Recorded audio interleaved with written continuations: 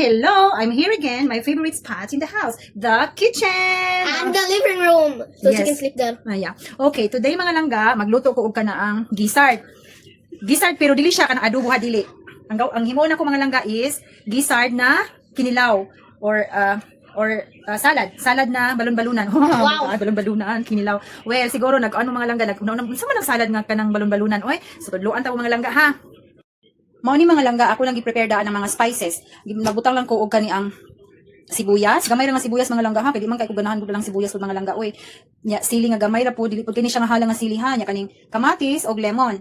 Pero depende ra nanyo mga langga ha kung unsa inyong panimpla, kay kung naa man gyud uban nga tawo nga ganahan kay sili nga kanang gusto na jud mo budlot ng simod ug kinaon sa halang, hala butangin niyo ko sa kilong sili mga langga, wag gyud problema, okay ra jud na kayo, pahits ra jud na mga langga. Ug kanaang ako man gud di man ko pupudyan ng hang kay mga langga. Uy, kay lisod pud kayo in taon mga langga, panington kung may mga obey mo paypay nako dire char.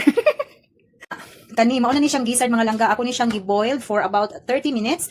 Unya, pag kanang okay na gali siya mga langga, imo na ni siyang hiwa-hiwa oni ani lang gid pur mga hiwa mga langga ha. Inani lang gitaon mga langga, ay lang putang itong palabi og kanang mura bitaw, mura na siya og kanang means gizzard. Ayo lang pur mga langga. Uy, maluoy ka. Kani lang inani lang siya kagagmay mga langga o kanang igura pud nga usap-usapon ninyo mga langga. So, imula ni siya isagol mga langga. Ano ra jud ka simple mga langga kay sus Ginoo ko ito. Gutom na si auntie nimo. Pero ang tinuod ani mga langga. Nalang gimisisyon sa akong asawa niya mga langga. Naisisyon daw si auntie ninyo mga langga. Weekend baya sa maglingaw-lingaw puta pa nag sa mga langga. Uy, unsa na lang ni sige na lang tagtrabaho lisod pud no. Unya kani mo din siyang puson ang lemon mga langga. Squeeze nimo ang lemon. Pero depende ra po na sa inyo mga langga kung sa kaaslom. Ay lang po na intawon pareha kaaslom sa inyong mga silingan nga nawong sa inyong mga silingan ng mga libak-libak mga langga. Nagtawa ra kaaslom mga langga ha kanang iguro gid intawon nga makanang makapiyong-piyong mo sa kaaslom.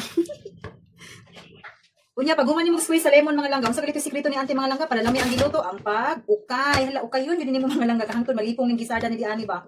Mo na siyang ukayon. Unya dayon mga langga, pag human nimo ukay, humot na siya mga langga, lami na jud lami, nagkaayo ni lami kayo ni. Sus mag ano jud ni ron daghan jud akong mainom ani mahirot jud nako ning tuba sa kagalon. Ya, pang final mga langga, mo na siyang butangan og asin. Asin, tak sa asin. Ay na po kay daghan ng mga langga ha, kay isus na maglisod na tani mga langga. Kung kanang daghan kay asin gamay ra gud, gamay ra kanang tama-tama lang. O tanawa mga langga tanawa ang nawong. Di ba? Lami na kay nagnawong mga langga, nawong pa lang mga langga, magpanladok na jud ka, maglaway jud ka mga langga. So, kabalo na mo sa pagluto. Ang sekreto gid ang pag-ukay. Ang pag-ukay ug may mga langga ha. O sige, bye. Thank you for watching. Share niyo ni mga langga ha. Bye.